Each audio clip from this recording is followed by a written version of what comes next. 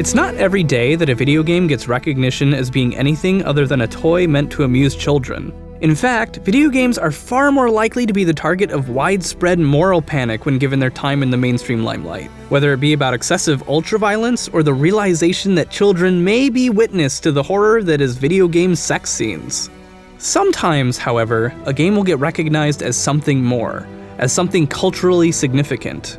Something like The Witcher. Maybe it doesn't seem that important in the United States.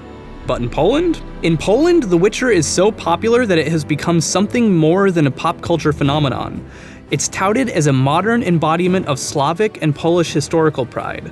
So don your sukmana, dust off your krakows, and warm up some kielbasa. We're exploring the hidden history of The Witcher.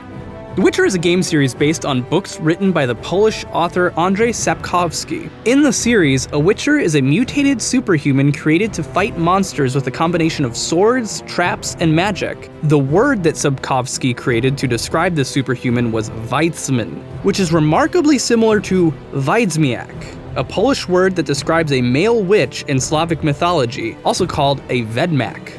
A Vedmak healed humans and animals, fought witches, and protected humanity from the forces of evil. But it carried some negative connotations as well. Vedmak were believed to be connected to the devil, and were capable of spreading plagues, killing livestock, and destroying harvests. They were considered possibly benevolent, but were widely feared and treated with great suspicion. Sound familiar? Sapkowski and the development team at CD Projekt Red dug deep into European, Slavic, and Polish folklore to breathe life into the plethora of creatures that fill the bestiary of The Witcher's world. Beasts like the Karen, which resembles old depictions of the Kraken, a giant tentacled sea creature that's reputed to target large ships in the deep sea. But maybe that one's a bit too obvious. Well, what about the Noonwraith from The Witcher and The Witcher 3? Most monsters from games and legends wait until nightfall to prey on defenseless mortals, but not so with the Noonwraith. Attacking in the middle of the day, Noonwraiths appear as sun-scorched women and attack farmers and other folk when they least expect it. This almost certainly is a reference to the tales of the Piscopo. I'm gonna put it on the screen there.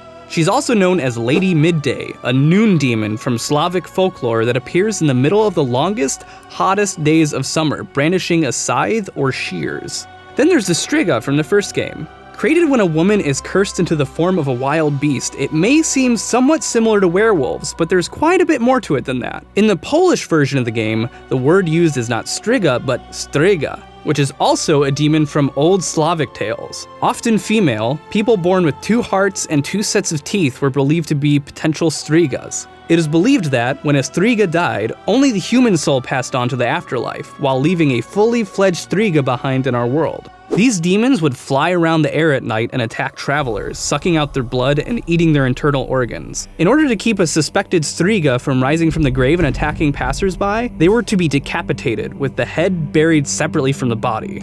Ugh. And if you're not sitting down, now's the time, for I'm gonna tell you a little story. Deep in the woods, far away from civilization, paved roads, taxes, rules, and those who enforce them, lives an old woman. Maybe the oldest woman in the world. She's a bit hard to find, because she lives in a hut which walks all by itself on a pair of chicken legs. Not that you'd want to find her. She's just as likely to eat you alive as she is to help you. Often seen with a mortar and pestle and rumored to own a flying broom, there's only one name for this ancient creature: Baba Yaga.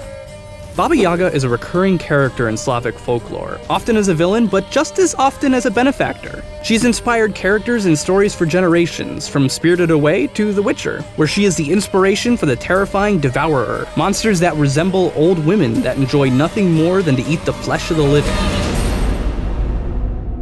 But enough about monsters. Let's talk about something big. Let's talk about the Wild Hunt. Aside from the Nilfgaardian Empire, the Wild Hunt is one of the most important recurring elements in The Witcher. In the series, the Wild Hunt is a group of spectral riders who appear in the sky, bearing bad omens. Often they ride through the sky before war or to signal some other major catastrophe. This group of malevolent specters is hugely influenced by a European myth called, well, the Wild Hunt. Sometimes portrayed as the ghosts of the dead and sometimes as fairies, this host of men on horses with rabid hounds in tow almost perfectly matched the description of those in Sapkowski's novels and the Witcher games. Like the games, the real Wild Hunt is said to ride before war or plague, and those who are said to have seen the Wild Hunt are doomed to an ill fate. Death, if they're lucky. But possibly being kidnapped and adopted into the fold of these ominous hunters. The Witcher isn't a perfect portrait of Polish history or Slavic folklore. Like all things great, it's derivative. That means it takes something that came before it. It's derived from predecessors. What makes it so significant is that it dusts off the old fairy tales and myths and breathes new life into them, using them to tell new stories for all of us to enjoy. And it gives people who are otherwise unexposed to Slavic history and culture an opportunity to walk a bit in those worlds. And hey, it's not every day that a video game is given to the President of the United States as a diplomatic gift, even if he doesn't like it very much.